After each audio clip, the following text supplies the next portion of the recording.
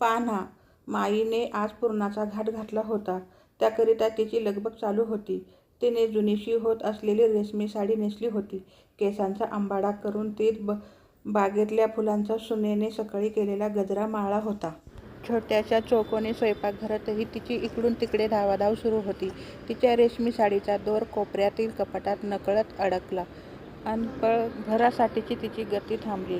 तिने अलगदपणे अडकलेले सूत बाजूला केले. पुन्हा स्वयंपाकसृष्टीत प्रवेश करती झाली. डाळ शिजलेला वास घरभर पसरला. डाळ घोटता घोटता तिला मुलांचे बालपण आठवले. पुरण झाले का ग आई, अशी कुठून तरी आठवणीतून हाक तिला ऐकू आली. गुळाच्या चरचर आवाजात आलेल्या चटक्यात नैवेद्य आधी खाल्ले म्हणून आजीने दिलेली शिव्यांची डागणी किती काळ भाजत राहिली होती. तिच्या साडीच्या निऱ्या खेचत तिच्या पायाशी असलेली नात म्हणत होती, आजी पुरण झाले का सांग ना. चित्रात जिवंत असलेली आठवण बाहुबलीहूनही सजीव झालेली पाहून तिने पुरणाची वाटी चिमणीच्या हातात दिली अन गोडगोड पापा घेतला.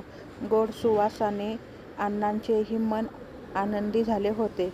खुर्चीवर पेपर वाचत बसलेले अण्णा पेपर मिटवून खुर्ची सोडून माईला मदत करण्यासाठी आले होते. पण अण्णांची मदत म्हणजे कामाचा उदंड एवढा पसारा म्हणून माईने त्यांना बसायला सांगितले. जिवतीचा पट पुजण्याकरता माईने पाट मांडला होता.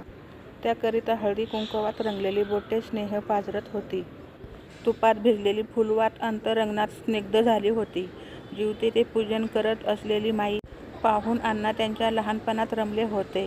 नऊवारी साडी नेसून चुलीपुढे फुंकणी धरलेली आई दिसली. तिच्या पुढे आई आई म्हणणाऱ्या 4 परकरी पोरी दिसल्या. आईला पाट्यावर शिजलेली डाळ वाटून देणारा गणू दिसला. सगळ्यांची जेवणं झाल्यावर एकट्याच स्वतःला रांधून घेणाऱ्या आई, काकू, आजी दिसल्या. आईच्या स्मृतीने डोळ्यातून झरझरणारं पाणी देव धुतलेल्या तीर्थ इतकं पवित्र वाटले. स्मृतीच्या दाट वलयातही माईचा आवाज आईच्या आवाजात अण्णांना ऐकू आला. जय जिवती माते, जिथं माझं बाळ असेल तिथंच खुशाल असो. अण्णा मनातल्या मनात जय जिवतीचे मातृचिन्ह जपत होते. सहज चालता चालता तोल लावून पडलेल्या म्हाताऱ्या आईचे बोल आठवत होते. आमचं हे असंच चालायचं, पडायचं, धडपडायचं. आता तुम्हीच आम्हाला सांभाळायचं. मी तुझी आई झाले, आता मी लेकरू व्हायचं दिवस आले. आईच्या धुवट पातळाचा अलवार स्पर्श आठवला. आईच्या सुरकुतलेल्या हाताचा मऊ उबदार स्पर्श आठवला. ती लेकरू झाली तरी तिचे आईपण सरलं नसल्याची खूण जाणवली. एवढ्यात माई पुरणाचे दिवे घेऊन आप्पांकडे आल्या. त्यांच्या डोक्यावर अक्षदा रोपत म्हणाल्या, जय जिवती माते, जिथे माझं बाळ असेल तिथे खुशाल असो. माईच्या हृदयातले ममतत्व सोन्यासम ज्योतीतून प्रगट होत होते.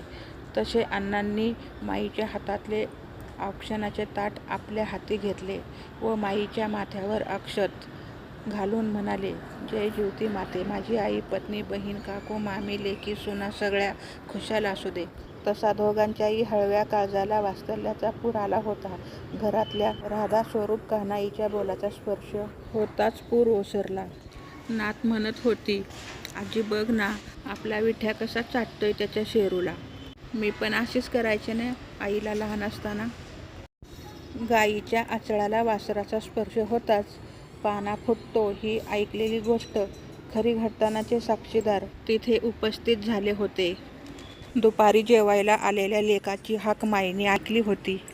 भूक लागली ग आई, जेवायला वाढ ना लवकर.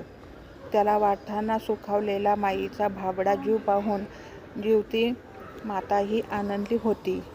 कथा आवडली असेल तर लाईक, शेअर, सबस्क्राईब करायला विसरू नका.